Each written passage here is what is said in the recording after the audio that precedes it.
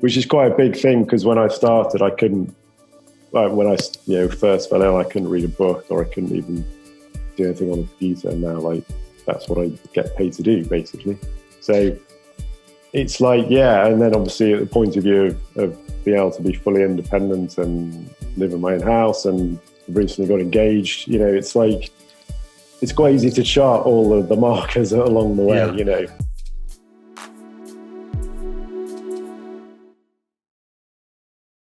Welcome to this week's Soul Food Sunday. And for this week's episode, we have a brand new recovery story with George. And this is, I think, a particularly interesting story. It's a bit different to some of the other stories that we've done. It's different partly because George's experience of ME, chronic fatigue, was more cognitive symptoms more than fatigue. So I think for some people, that's something we've not covered as much as we might have done. Also, the thing that he feels helped him the most was alongside things within the Optimal Health Clinic approach, was a very committed yoga practice as a way of digesting trauma and PTSD. So there's some themes here that we haven't explored as much as I would like to have done in some of the historical recovery stories we've done. So I think this is going to be an interesting one. So this is George, and this is his recovery story. So George, thank you for joining me. It's nice to chat. It's been quite a few years, I think, since you and I last spoke, and we'll get into in a little bit your kind of particularly how yoga has played a role in terms of supporting not just recovery from fatigue, but also some of the trauma and kind of PTSD elements of that. But before we go there, do you want to just say a little bit about what happened when you first started to get ill and just the kind of circumstances of that? Yeah, I mean, crikey, a long time. It's been a long time. So, I can trace ME back to when I was kind of 17, 18, when I was doing my A-levels. I went down with glandular fever, which I think is a very common trigger for lots of people with ME. And basically, I never really got better. I didn't take any time out really during my A-levels. I just basically carried on and never really got over that. And I went to university and sort of went through university at sort of probably about 70% or something. I had lots of symptoms, which at the time I just put down to, I never fully got over glandular fever. It'll go eventually. So like bad headaches and fatigue and blood sugar problems. I couldn't touch alcohol, which wasn't the best thing at university, maybe. You and me both have had the same experience. Yeah. So, and then I kind of graduated, and quite soon after graduating, I planned to go to law school a few months after graduating. I was in London. I was at university in London, and then went to law school in London. And I started having panic attacks and bad anxiety and all sorts of stuff. And then quite quickly, about a month after starting at law school, I got another virus, like an inner ear virus, and just completely crashed. That was 2005. And then, that was it. So I was 21 then. So I'm 35 now. So it's been like a hell of a journey to get to here, really. And how did things unfold in the kind of early years? Like, what were some of the things that you did? How did things progress initially? Well, initially I just thought that I just needed to take a bit of time out and I'd be fine. I just thought, like I keep referencing glandular fever, I just thought, I never really got over that because I'd just gone straight into like my final A-level exams, had that summer, gone straight to university, graduated, then gone straight to law school, so I thought, I just need a bit of time out, I'll be fine. But, and I suppose I was very fortunate. I was able to sort of go back to my family home, and, there was no, I suppose, financial pressures to sort of have to work to look after myself. So I was lucky in that respect. But basically, I just didn't get better really. Yeah, and I just sort of developed a whole host of other things. I had really bad brain fog,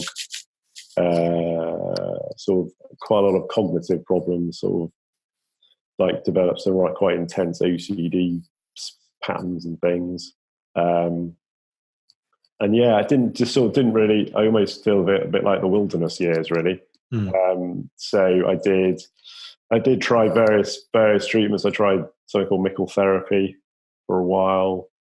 I went to herbalists. I went to nutritionists. I then tried at a very intensive lymphatic massage sort of program, which I actually did for about 18 months, and that just made me very, very ill. But I sort of kept on with it because the sort of practitioner who was doing it was convinced it was going to work and was very encouraging and to carry on with it and stuff. But yeah, when I was doing that, my whole system just went haywire. My sleep pattern went completely haywire, and all these other symptoms, like I'm talking about, like the brain patterns and the OCDs, and just went far worse. And so yeah, and then eventually, I think it was January 2010 when I first came to the Oxford Clinic. Yeah, so. and I remember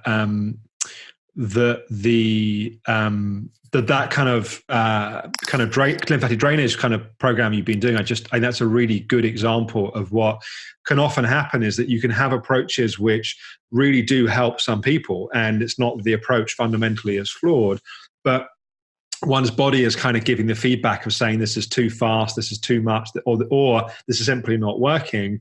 And when you have kind of overzealous practitioners that have all the right intentions, but are kind of ignoring that information from the body and overriding that, sometimes you can end up pushing the situation kind of deeper and deeper and worse and worse. And I think in your case, it went far beyond where it probably should have done, and it had some quite significant impacts, as I remember, in terms of how it was then your quality of life was quite severely affected by that. No, definitely. I mean, it's easy now with hindsight to look back and see what was going on, because obviously my system was in such a massively stressed, wired state.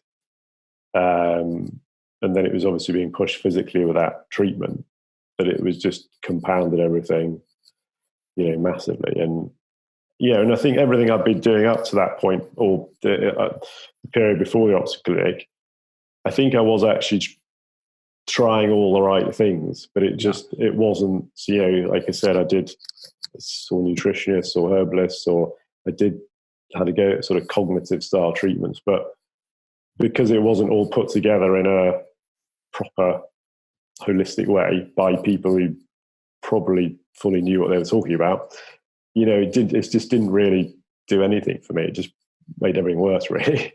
Yeah.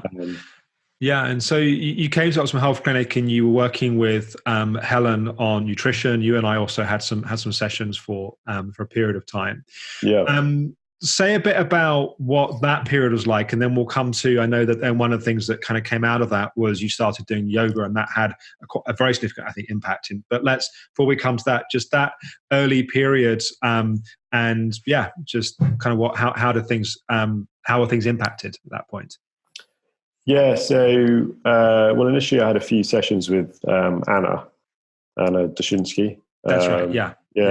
I don't know if she's still with you or not, but I know. She's still one of the. She and I work closely together on the practitioner training. Yeah. Yeah. Right. So and I had a few face-to-face sessions with her in London, and I think on about sort of session 4, she said that she thought I was actually suffering from a certain degree of PTSD with everything that I've been through. So she said that she wasn't really able to help me. What we were doing in the sessions wasn't really having any impact, because I was like, well, I suppose basically my system was traumatized. So it wasn't a lot of the sort of most common techniques to calm down were just not even coming close to the edges, So, and then she obviously said she could sort of recommend me to obviously people in London, but I'm based up in the northwest of England, so it obviously wasn't the best thing logistically. So, but in the end, we were actually very lucky that we found a trauma specialist about half an hour from where I live. She's actually quite an inspirational lady. A lady called Sue Hanish. So she was actually involved in an IRA bombing back in the early 90s and lost a leg, and she had her own journey with PTSD. So she now helps other people with that. So I started seeing her in sort of spring of 2010. But really nothing, but I really sort of chart my kind of progress and breakthrough that probably from 2011 when I sort of started doing yoga, basically. Up until that point, I think kind of therapy and even nutrition sessions, the nutrition stuff I was doing was kind of having minimal impact, really, because I think I was still in a very stressed state. So yeah, and I think I think some of the work that we do has evolved since that time. I was talking kind of, I guess, 8 years ago, and I think that it was interesting that Anna recognized the trauma and was like, I think you need to go and find someone to do that kind of one-on-one work, which I think definitely makes sense. And it's interesting as well that one of the things that we've come to realize over the years is actually how important working with the body is in terms of digesting and processing trauma. And there are different ways of doing that. There are psychotherapeutic ways of doing that, but also there's a building evidence base that actually yoga is a very effective way to help literally metabolize and digest and process the trauma. So I'd love to hear a bit more about how that unfolded, because initially, I don't think, correct me if I'm wrong, but I think it was more about doing yoga just to kind of support general kind of recovery. And then that kind of awareness of the impact it was having and kind of love for it started to grow from that. No, definitely. Yeah. I mean, I suppose I must add, perhaps should have said earlier, that I think starting with the Oxen Clinic, I sort of think of it as it gave me the blueprint of actually what was actually going on in my body.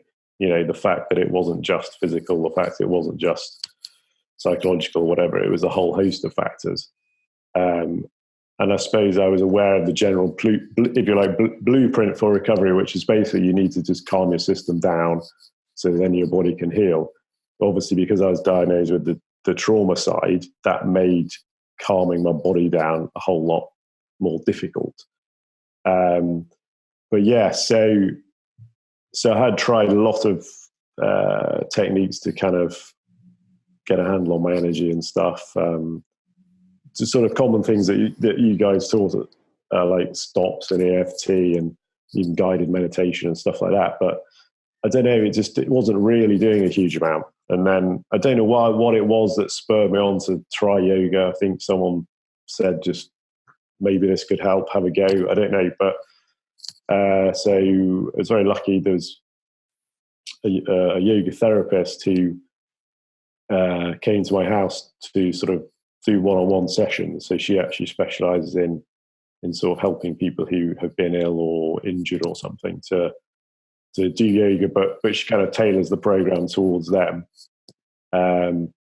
So I saw her, I think spring 2011, and the first time she came, so I should point out that I still do yoga every day.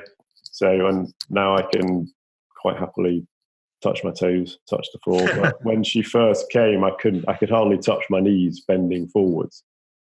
And then she sort of gave me some very, very gentle postures to have a go at for a couple of weeks. And yeah, it was weird because I didn't know at first what was going on, because I kind of felt something after doing it that I didn't know what it was. And it took me a while to actually realize that I was feeling a bit calmer. Because up until that point, I had no reference point for what it felt like to feel calm. It's like I was doing all this treatment and therapy stuff about calming yourself down, but I didn't know what the hell that felt like. Yeah, it gave you a reference point for what it actually means to be in your body in a calm, healing state. And often having that reference point also makes it easier to get back to that point. But you need sometimes that reference, well, nearly always you need some kind of reference point first, so you know where it is that you're trying to get to. Definitely, And I know your yoga practice increased to the point you were doing, I think, 2-3 hours a day. You mentioned at one point. Yeah. Pretty serious commitment to practice. Yeah, definitely. I mean, so within about a month of first seeing Sarah, which is called, I was probably doing an hour a day, and that grew to 2 hours, and then there was probably a point where I'd maybe be doing 3 hours of yoga a day, not necessarily one long practice, but almost 2 or 3 practices in the day. But it was as though my body it just sort of craved it, like. And I should add this. This is hatha yoga, so it wasn't like I wasn't standing on my head or something or doing. Yeah, you weren't doing postures. Hardcore Ashtanga. You were doing. Yeah, it's quite trees and dancers and sun salutations and those warriors, those kind of things. And obviously, important focusing on the breathing and stuff like that to really help calm down. But it was like my body was just sort of, it couldn't get enough of it, basically. Yeah. I was going to ask what you felt that how you feel it impacted in terms of the trauma, but it sounds like that part of it was just you were able to come back home to being in your body, and there was a sense of you could feel the calming and maladaptive stress response from using the practice.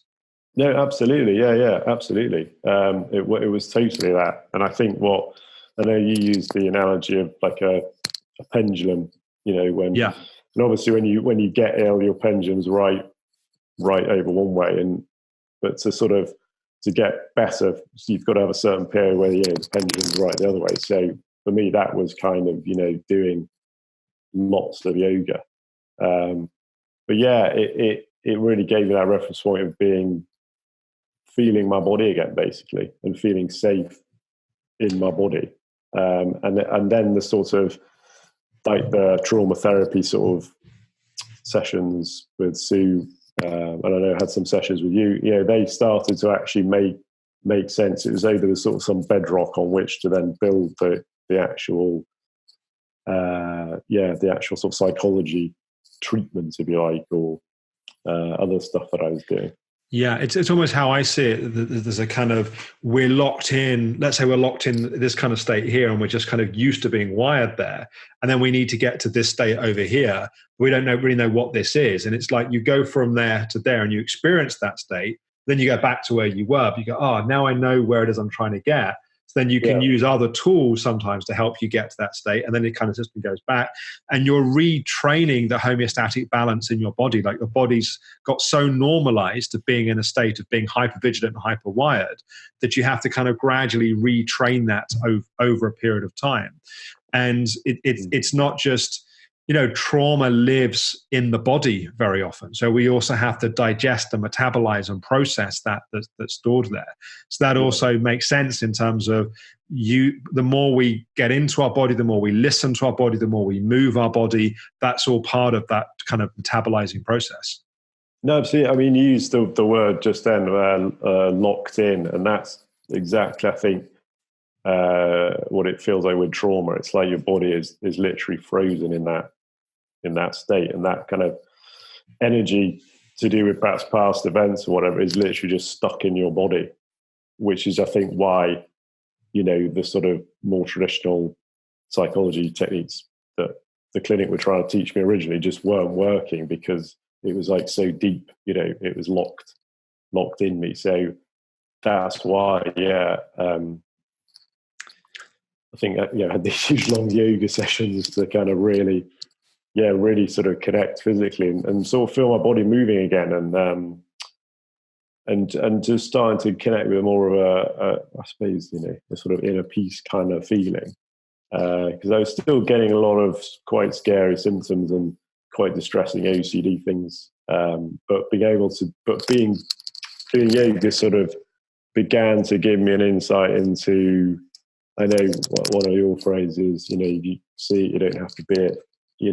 It really helped me to start to get to grips with that, because it was almost creating a space between me and, if you like, and a lot of these things that were going on, that being able to, I suppose in spiritual terms, talk about this sort of observing self, be able to see what's going on in the body and in the brain and stuff.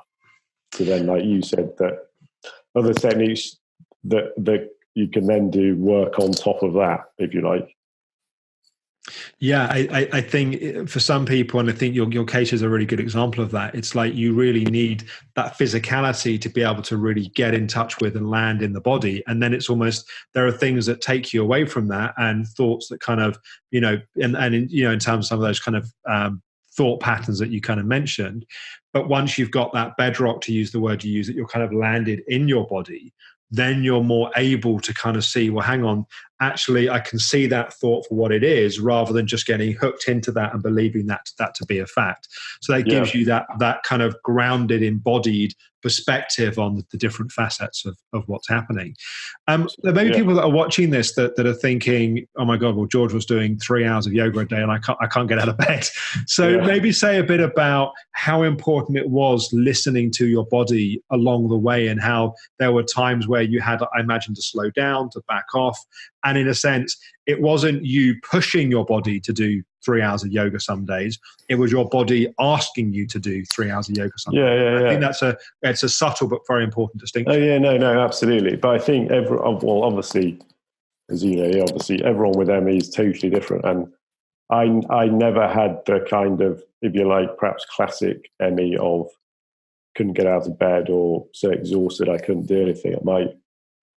If anything, I had a slight opposite problem, because my body was so wired. It was as if I had all this energy that I had to kind of use. Because also on top of doing yoga, I go for quite long walks with family's dogs and stuff, which is also a very healing thing for things like trauma, being out in nature and being around animals and things. But with me, it was almost like my energy was just sort of up here, and I had to grab it to bring it down into my body. So I wasn't coming at it from the point of view of feeling sort of absolutely physically exhausted all the time. I was just sort of like fairly stable energy, but just totally wired and up here, and I had to just bring it back down. Yeah. And then interestingly, over time, I almost probably, as I started to get better and my system got calmer, I probably got more actual physical symptoms going on, because I think that was part of my just getting back into my body and actually feeling stuff again, and actually feeling that there was then quite a lot of physical stuff on the nutrition side to actually heal and work with. How did you navigate that? Because that can be a challenge sometimes, and it's like we're kind of, everything calms, we come more into the body, and actually there's more stuff that's then going on. It must have been a bit frustrating, I imagine, at the time.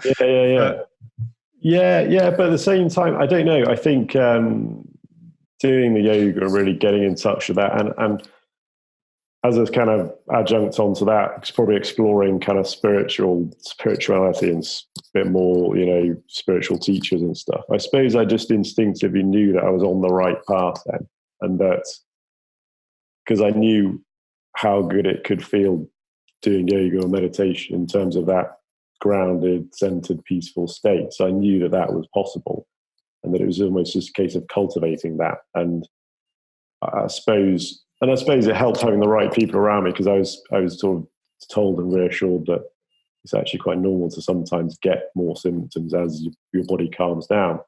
And I think especially with the trauma state, because when you are locked into that, everything's almost quite numb. You don't actually feel things. So in a funny way, it was always quite a positive thing to actually begin to feel things. So for example, like I'd get a few more tummy issues or stuff like that, which is weird, because when I first went to the clinic and had tests, I was told that basically all these physical things were like at a really low level, but I didn't really have any symptoms. Right. But sort of several years later,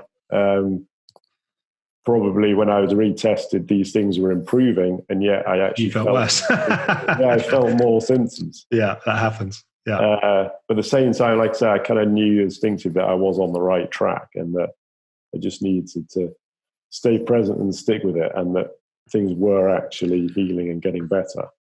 Yeah, one of the things that happens in trauma is the body goes into shutdown. So it's like everything just kind of locks down and shuts down. And often we get disassociated. And that's where you get some of the kind of, you describe like the OCD thoughts and some of the kind of stuff where we almost slightly lose our grounding in kind of rationality and in the body in a sense. And as you come back down into the body and that shutdown and freeze response kind of defrost, you actually start to get more in touch with what's going on there. And that I certainly think was your experience. Is you kind of, as things then evolved and unfolded, say just a bit about the speed of change. I think it was quite a slow process, but in that process, there was still the sense of noticeable progress that was happening. Yeah, so I've never really had like,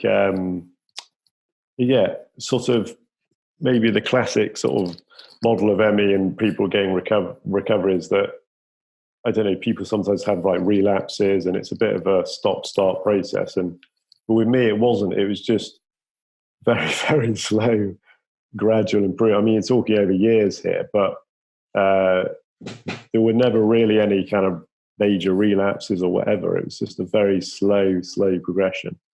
But like I said before, I just knew I was on the right path. And just a very slow progression of getting better. But even when I was getting better, my body was still very reactive to even the nutritional work. So I don't think I've ever ended up on the full dose of anything that Helen's wanted me to be on. If she's wanted me on 3 tablets a day, I probably ended up on half a tablet. Yeah. Even when I was getting so much better, my body was still very reactive to, which I think is probably linked to the trauma aspect, was very reactive to anything new or taking anything that was trying to stimulate anything like in the way of detox or things like that. And to someone that might be thinking, well, it just took years to recover, but it would have happened anyway. Just say a bit about how you can clearly kind of mark that those moments of change by the things that you were doing and how you could feel the impact of the things you were using. Yeah. No, definitely. Yeah. I suppose it's almost with, you can see the markers as I've gone along, really, obviously, because obviously I got to the point where I could do a bit of voluntary work and things, and then I got to the point where I could do a sort of paid part-time job, and then I decided to kind of study and retrain. I now do copywriting and editing and stuff, so I did home study and got involved in that, which is quite a big thing, because when I started, I couldn't. When I first fell ill, I couldn't read a book or I couldn't even do anything on the computer. And now, that's what I get paid to do, basically.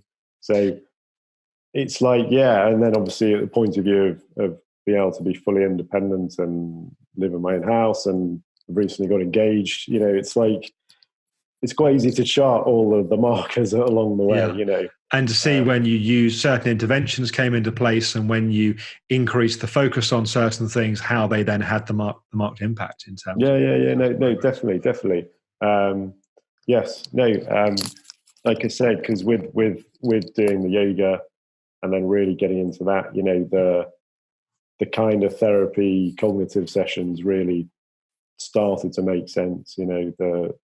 The nutritional stuff, like I explained, almost getting more symptoms initially, but it made sense, and then as my body kind of, I suppose almost maybe like woke up over the years with all the work I was doing, could then really actively see things like the nutrition really helping, and, other psychological tips and techniques had then far more impact, So even then almost being able to go back to some of the things that you guys were trying to teach me back at the start, like stops or simple grounding techniques, then began to actually work or have more effect because my body was getting in a calmer state.